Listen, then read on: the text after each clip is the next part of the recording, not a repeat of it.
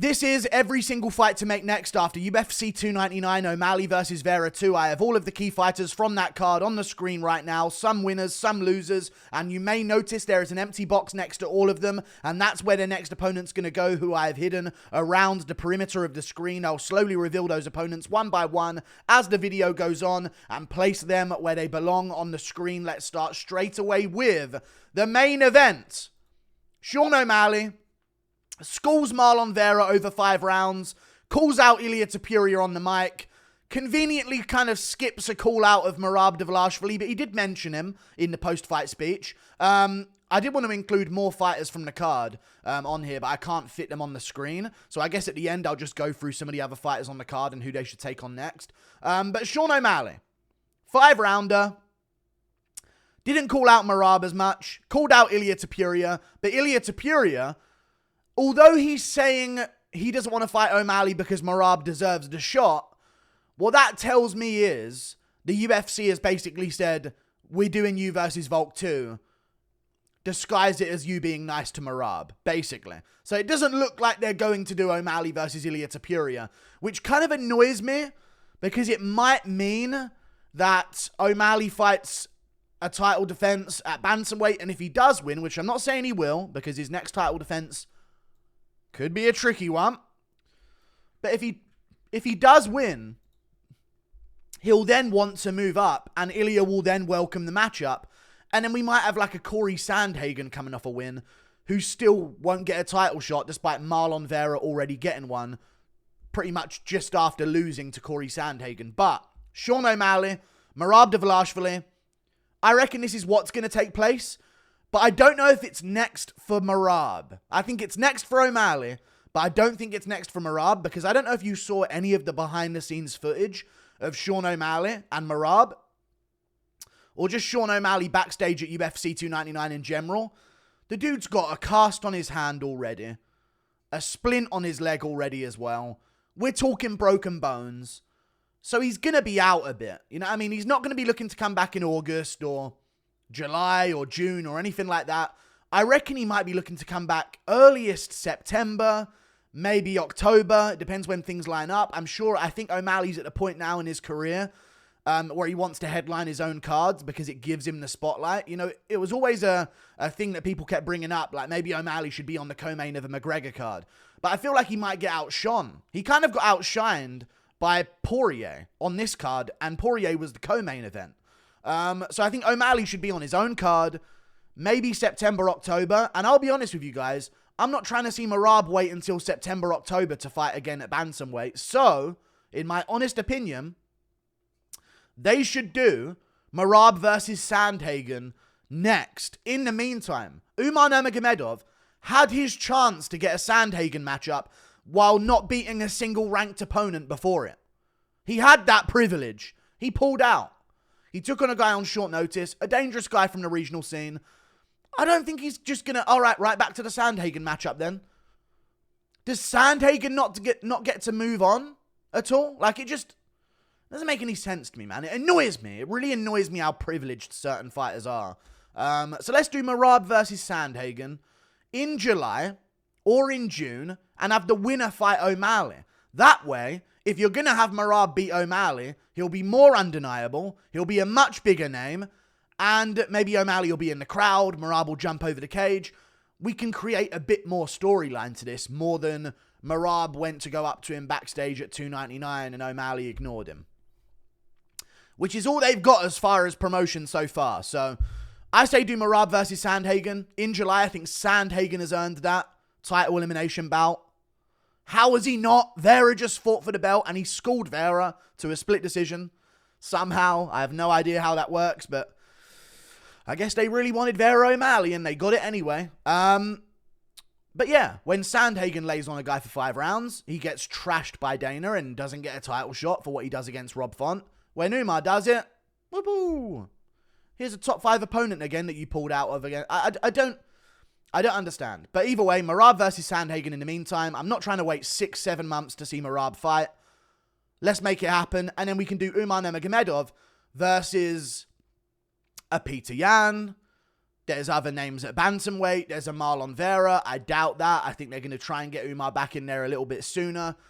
There's many names. I think a Kyler Phillips matchup is a decent matchup against Umar Nurmagomedov. I think that would be very interesting. I'd also like to see Umar Nurmagomedov versus, you know, Figueiredo or Garbrandt winner maybe. There's a lot of options. Peter Yan is also an option. We'll talk about Peter Yan later in this video. There's a bunch of them. I just don't want to see him get that Sandhagen jump up next. Merab, Sandhagen, winner fights O'Malley, and I think that restores order to bantamweight a little bit. We move on. Marlon Vera lost to Sean O'Malley. Someone else who lost on this very same card, who's probably going to be looking to take a little bit of time off because they took some damage. Song Yudong. Now, Song Yudong said that if Marlon Vera wins against O'Malley this weekend, this was at the press conference of UFC 299, that they should do the rematch against each other because Vera thought it was a robbery. I thought Vera could have won that fight as well, but since I've rewatched it, I've more understanding the idea of the Song Yudong win, 2-1. But very close fight, very controversial decision. People are split on who won. Vera versus Yudong too. I think it makes sense. I think they could do an Apex Fight Night main event. I don't want them to, but compared to the other Fight Night Apex main events, I'd rather Vera versus Yudong too, to be honest with you. I really would, because some of the Fight Night main events we're getting are absolute garbage. And if they're going to be garbage, let's have great garbage. Vera, Yudong 2, great Fight Night main event in the Apex. And they're on similar schedules. They just fought on the same card. They're both probably going to be looking to return around September, August. Put them against each other when they come back. Makes all the sense in the world to me. We move on to another fighter. Dustin Poirier beat Benoit Saint-Denis in the co-main event. TKO in round 2. And for a Poirier fight, he didn't take much damage. You know, he's been KO'd by Gaethje. He's been choked out in other fights, you know, which is more of a emotional thing to overcome when you want to get right back in there. You know, you want to take a bit of time off to really reflect and, you know, you got finished. It was for a title, that sort of stuff. So for Poirier, this could be quite a quick turnaround. Hear me out here, okay? Dustin Poirier's last Instagram post, I think, got about 300,000 likes. Michael Chandler's didn't.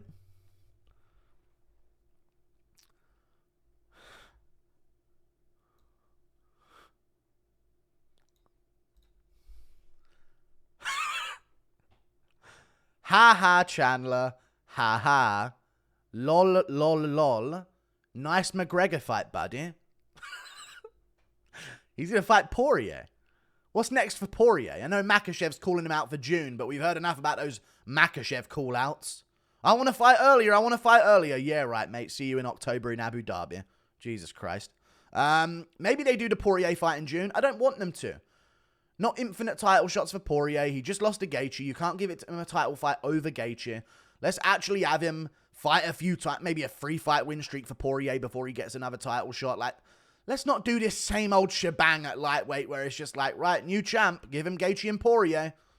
I'm sick of it. You know what I mean? Let's actually have some fights go down. Gaethje even took the Holloway fight in the meantime as well. So if Gaethje wins that, I think he deserves a title shot.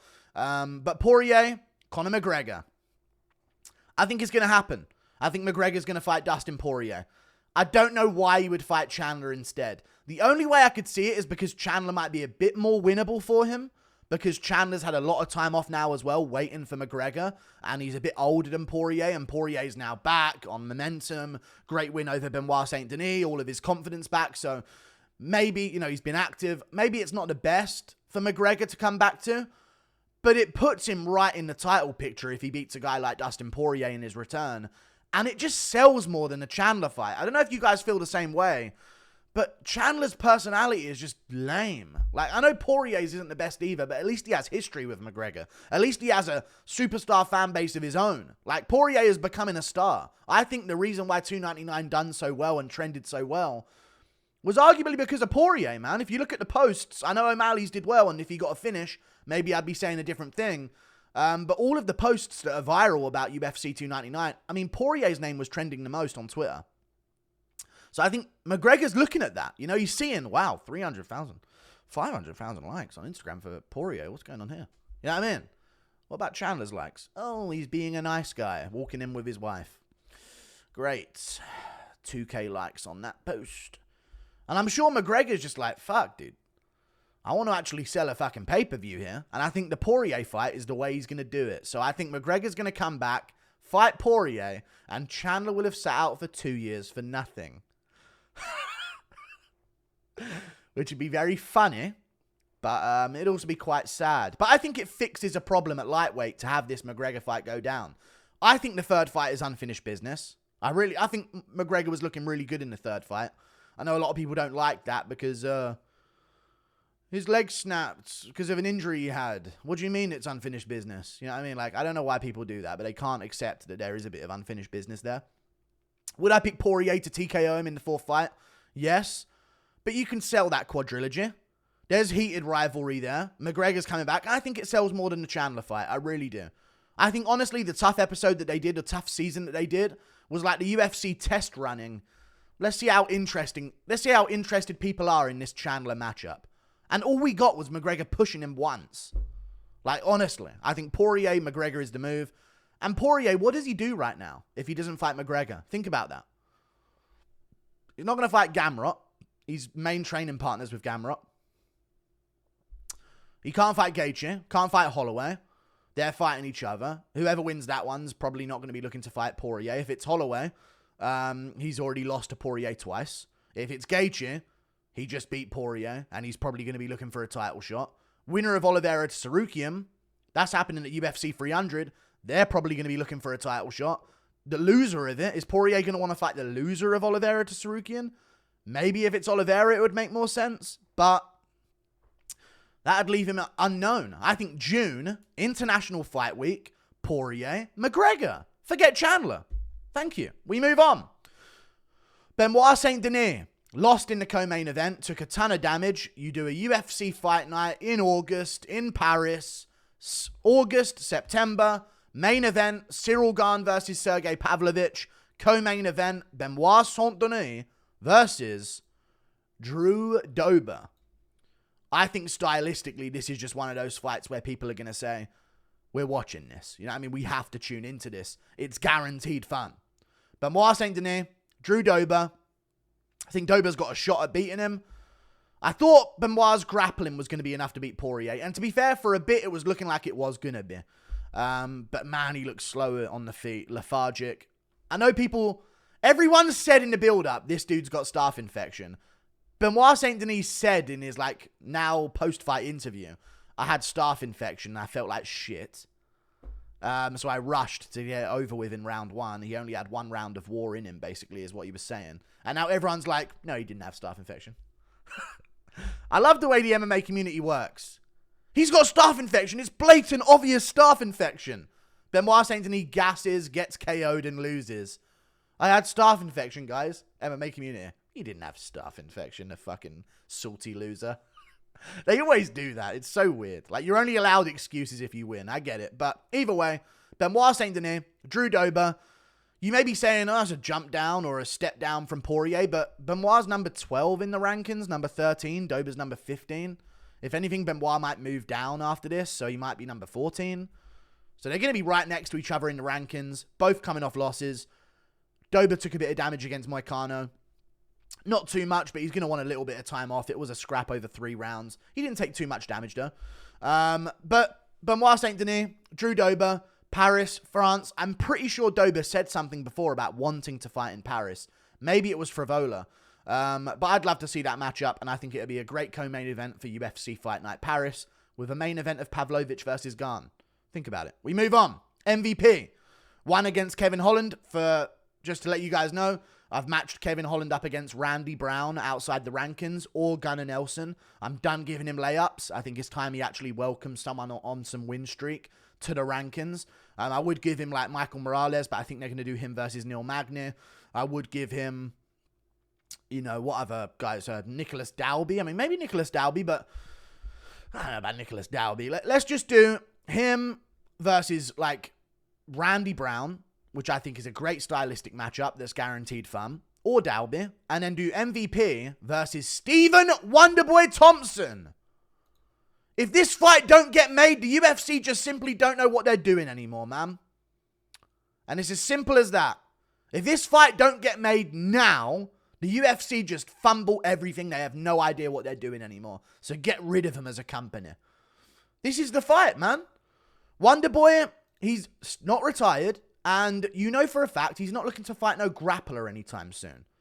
MVP does not shoot takedowns. He has done before, but he doesn't. That's not his game. He's a striker, and I think he'll take it within himself to prove a point in that he's a better striker than Wonderboy. And I'll be honest with you guys, I think he catches Wonderboy and KOs him. Honest take. I've always thought that about MVP. With the low kicks and with the darting 1-2. I think it's a great style to beat Wonderboy. But maybe not. And let's find out. They're both old. It's now or never. MVP, Stephen Thompson. Make it happen. You know what I mean? You got a bit of a highlight reel for MVP coming off his win against Kevin Holland. Fight night main event in a crowded arena. You could sell this as a fight night main event. Am I wrong? I'm not wrong. I mean, they're doing fucking Blanchfield versus Manon Fiorot in a crowded arena main event of a fight night. So they should do MVP versus Stephen Thompson. And if they want to get Stephen Thompson to guarantee take the fight, do it in like South Carolina or some shit. Or one of those places. I don't know where Wonderboy's from. I think it's South Carolina. But one of those spots around that area. Maybe Georgia. Who knows? And do MVP versus Stephen Thompson.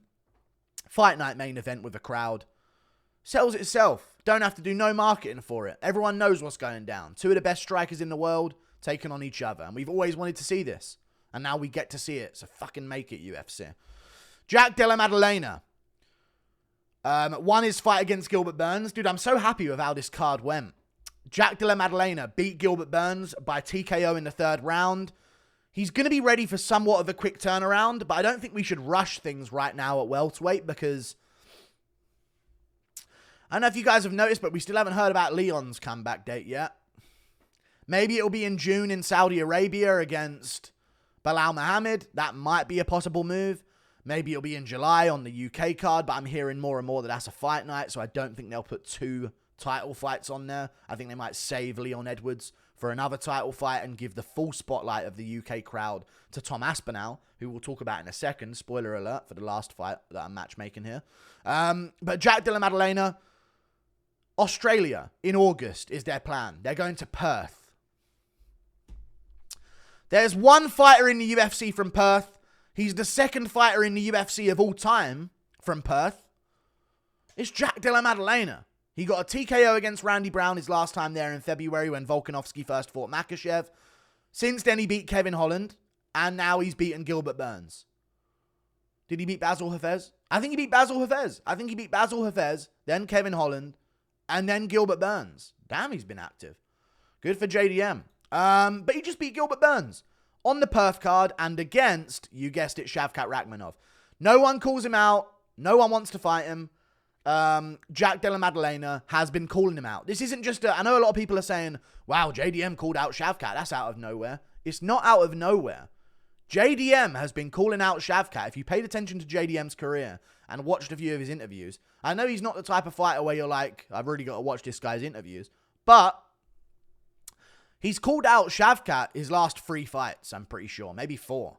Maybe after he beat Randy Brown in his post-fight interview, he mentioned Shavkat as well. He's been calling out Shavkat. He's wanted to fight Shavkat, and they've given him a bunch of different opponents instead, and now he's worked his way up to where he can get the Shavkat fight. Make it happen. JDM, Rakhmonov. Rakhmonov was injured. That's why he didn't take the fight against Leon Edwards at UFC 300. He injured his foot before the Wonderboy fight and fought with a bad foot in that fight, so I think he had surgery on it. So he's going to be out from then, and JDM's going to need a little bit of time off, have a little bit of a break. Not too much of one, though. 5 months later, in August, in Perth, JDM versus Shavkat. Could be the main event if it's a fight night, if it's a pay-per-view. I don't know. Won't be the main event, but it'll be on the card. They have to have the Perth guy, the top 5 ranked Perth guy on the card if they're going to Perth. They just have to. So JDM, Shavkat for a title shot. Gilbert Burns lost against JDM. Sean Brady. You know, Gilbert Burns, he did get TKO'd badly, and I wish it was a bit of an earlier stoppage so he could have a bit quicker of a turnaround. But Sean Brady got injured and pulled out of his fight at UFC Fight Night Atlantic City, New Jersey against Vicente Luque. He said he's going to need some time to recover from his injury. And I think the Burns matchup is what he should take. Even if he wants to get in there a bit sooner, Sean Brady, I don't think there's a better matchup for you. Not better matchup for you. I don't think there's a higher ranked matchup available for you if you do want to get back in there earlier. So I would say around the same time in August, but in the US, Gilbert Burns, Sean Brady, make it happen. Grappler on grappler, get rid of one of them. As much as I like Gilbert Burns, he was just trying to hold on to JDM for dear life. So Gilbert Burns, Sean Brady, get rid of one of the grapplers and hype up the winner of it. Because if Brady goes out there and out-grapples Gilbert Burns and who knows wins by finish, all of a sudden, a real monstrous grappler's on the rise. And Bilal Muhammad's going to be the future GOAT because secretly he might be the best fighter we've ever seen. No idea how that's turned out to work. But Gilbert Burns, Sean Brady, make it happen in August. Peter Yan, who should he take on? I've got a great matchup for Peter Yan. Davison Figueiredo, once he gets done destroying Cody Garbrandt. The Cody Garbrandt fight is also an option, though. I do want to mention that. It's also an option. So is the Umar Nurmagomedov fight. I don't mind that one either, but I do want to see Yan take a bit of time off, which is why I've paired him up with the winner of Figueiredo Garbrandt, which takes place in a couple of weeks' time in April. So they'll be on similar schedules, and it'll work well for Yan's recovery, and he can come back in, like, September. You know what I mean? And then maybe try and get one in December as well if he wins. But we were always talking about Yan versus Figueiredo because if you remember, when Yan was champion at Bantamweight, Figueiredo was champion at Flyweight, and there was discussions about Figueiredo moving up because he had just won. He made short work of Perez, and the conversation was, like, if this guy beats Moreno, there is no other title contender. So he was going to try and move up after that, but it didn't end up working out that way because he went to a draw, then he lost, then he won, then he lost. It was a weird situation. But I'd love to see Yan versus Figueiredo. I was hyped for it before a couple of years ago. I'd be hyped for it now as well, especially if Figueiredo beats Garbrandt. And there was also talk about Garbrandt versus Yan. They had a face-off backstage where Yan bitched him and Garbrandt got angry about it like he always does. And yeah, I think it would be a cool matchup. Or you could do the Umar Nurmagomedov matchup. Let me blitz through the bantamweight rankings in my head right now because I had a perfect matchup for Umar Nurmagomedov. Kyler Phillips is there. Peter Yan's there. Winner of Figueiredo Garbrandt is there as well. Not Merab, not Sandhagen. Who's sitting at number 2? Aljo. Yeah, he's moving up. Who's sitting at number 4 off the top of my head? I think number 4. Who is number 4? Merab. Merab 1, Aljo 2, Sandhagen 3. Who's at number 4? There's another contender, I'm sure. There's Vera, there's Yan. Yeah, and then it gets a bit grey area, doesn't it, after that? It gets Figueiredo-y, it gets Rob Font-ish. It gets Song Yudong area. It gets... And then it gets Umar, and then it goes straight to, like, Dominic Cruz, Jonathan Martinez. Maybe even a Jonathan Martinez matchup would be good for Umar, but we'll find something for him. He can sit down and wait his fucking turn. Curtis Blades. Won his fight against Jelton Almeida. Thank God, Curtis Blades. Thank God. Blessings to you. Fuck Cyril Gane, dude. I might make a whole fucking video about it, dude. This dude's a grade A duck. Cyril Gane is a duck. A French coward. Okay? An absolute French coward. Don't matter if he's not French. You live there long enough, you grow up there long enough, you'll inherit cowardice. It's just how it is. He's ducked. Blades now, according to Blades. Apparently, Gane's turned down fights with him if it wasn't for the belt. Who the fuck does Gane think he is? Some guy that didn't get choked out by Jones in a round? Sorry. Gane's turned down Blades. He's also turned down Pavlovich. And he's turned down Aspinall twice. That dude don't deserve shit at heavyweight. Force him to fight Pavlovich. And then we'll do Curtis Blades versus Tom Aspinall as the main event of the UFC Fight Night in Manchester for the interim belt. And I'm telling you this right now. I'll end the video with this. If Tom Aspinall beats Curtis Blades before Jones beats Stipe or even fights Stipe, switch the fucking belts. Jones is the interim champ. Tom Aspinall's the undisputed champ. Because I'm sick of people acting like Jones is like the lineal heavyweight champ. Dude beat Gane on short notice, 5-week notice for Cyril Gane. After he had an injury in his fight before, there was a lot going into that. You did not fight a legit top of the food chain heavyweight that had proven himself. I don't know why people act like Jones took out the fucking reigning defending champ. He fought Gane and won, and it was rigged. See you later. Wait, I didn't even pull out Tom Aspinall's face. You know, I can't see Tom Aspinall's face anymore without seeing the Shane Gillis edits. Anyone ever seen them? Tom Gillis and shit? Either way. Curtis Blades, Tom Aspinall, make it main event, UFC Fight Night Manchester. If Aspinall beats him and Jones hasn't fought Stipe yet, switch to fucking belts. Aspinall's undisputed. Jones is a fucking interim champ, or he's not the champ. End of discussion. See you later. Goodbye. Thank you for watching. Yeah.